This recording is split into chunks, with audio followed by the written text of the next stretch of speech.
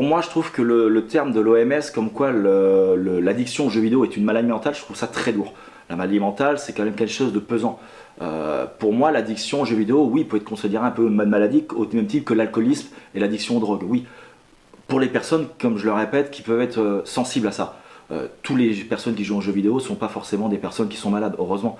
On a décidé justement de conseiller sur les événements les parents qui sont peut-être un petit peu dépassés par tous ces jeux en ligne qu'on peut avoir depuis quelques années.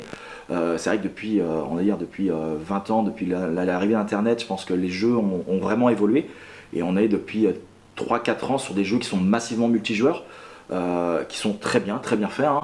Ça peut être dangereux quand c'est vraiment utilisé à outrance. Et je pense que nous on est là pour conseiller les parents, pour qu'ils puissent avoir un cadre, et pourquoi pas les aider dans les démarches. Je dis aussi aux parents, jouez avec votre enfant, voilà, découvrez aussi son univers. Faut pas que ça aille que dans les deux sens, c'est bien de réprimander quand il y a besoin d'un cadre, les parents, je pense qu'il y a besoin de mettre un cadre sur certains enfants, mais aussi, je pense que les deux c'est bien, que les parents puissent mettre un cadre, mais qu'ils puissent aussi rentrer dans leur univers. Je pense qu'en faisant ces choses-là, l'enfant se sentira aussi écouté, et voilà, chaque enfant a besoin aussi que son papa ou sa maman puisse découvrir, pas longtemps, peut-être 10 minutes, un jeu vidéo avec lui.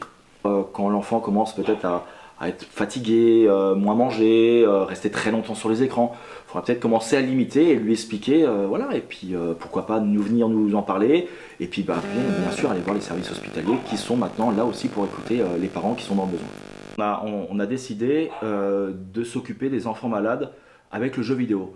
Moi je me suis dit, on fait beaucoup d'événements, on a pas mal d'enfants qui viennent, et des enfants handicapés qui ne peuvent pas forcément jouer et qui ne peuvent pas forcément venir sur nos événements, qui le voient des fois à la télé ou dans les journaux. Donc nous on a décidé de nous aller vers les hôpitaux, donc on a contacté le CHU, on a eu la chance qu'ils ont été favorables à notre requête. Donc nous c'est de présenter du jeu vidéo pour apaiser les mots, donc le jeu vidéo rétro un peu aspect thérapeutique.